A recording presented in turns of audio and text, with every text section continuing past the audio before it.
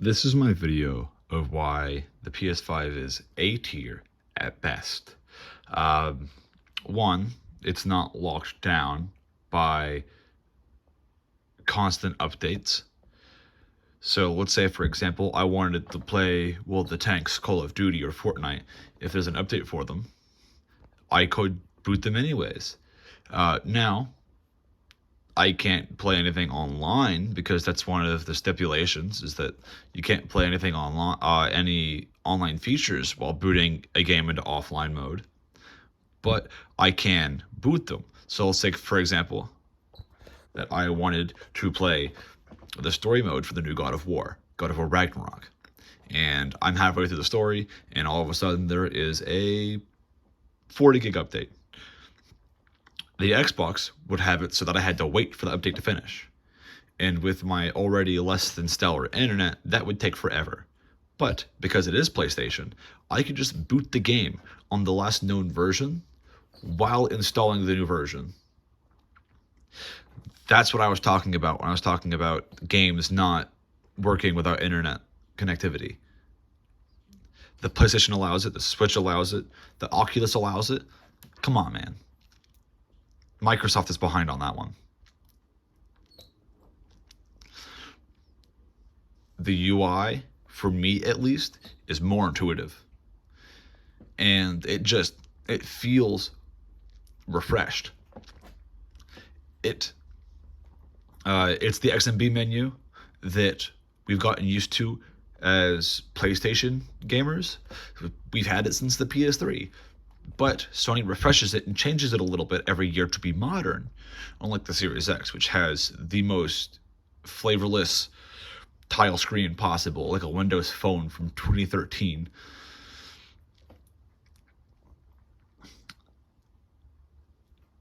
I do have a few issues. These are more pet peeves.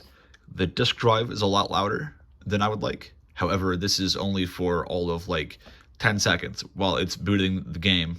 Once you actually get into the game and start playing it, the disk drive becomes basically silent.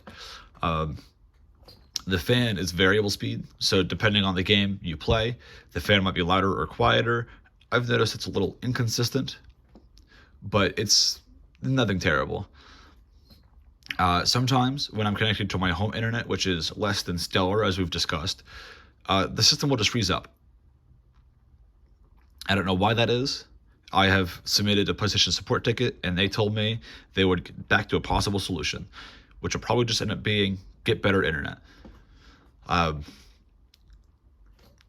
don't need an external media player, or I don't need to download any apps to run a disk.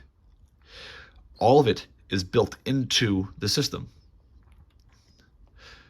Now, the PS5 didn't get Discord support until earlier, I believe in 2022. I could be wrong.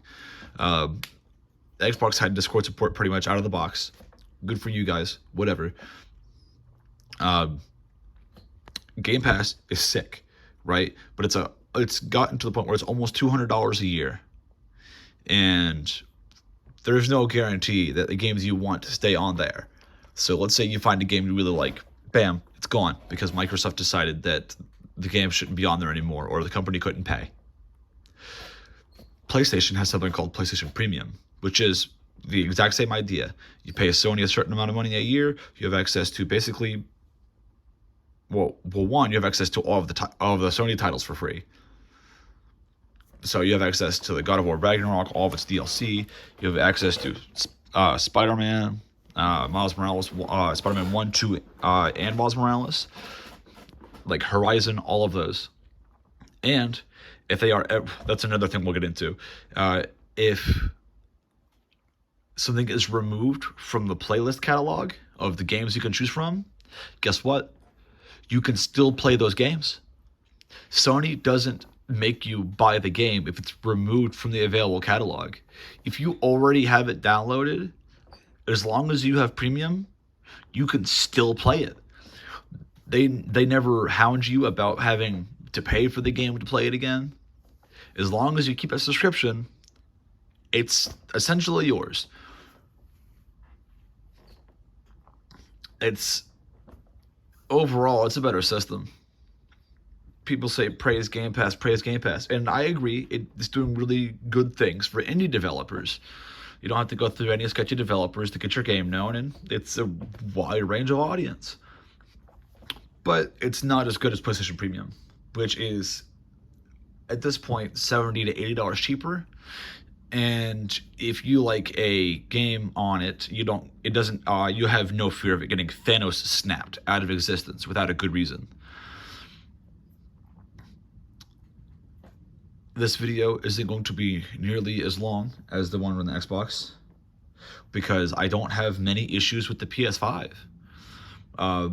The disconnecting earbud thing, that's a me thing. I've got a lot of devices. I don't know which one of these is causing the interference, but I'll find out eventually. But the ease of use for the PS, it feels like Sony appreciates the consumer base as gamers. Not to mention that the PlayStation, unlike the Xbox, has built-in support for something called Share Factory Studio, which is made by Sony for the PS5. And it allows you to make, edit, and upload videos straight to YouTube. And they don't shoehorn a logo in there so that you have to pay to remove it. That's just something standard that comes with the system. There's no watermark, nothing. You can just upload it as your own video.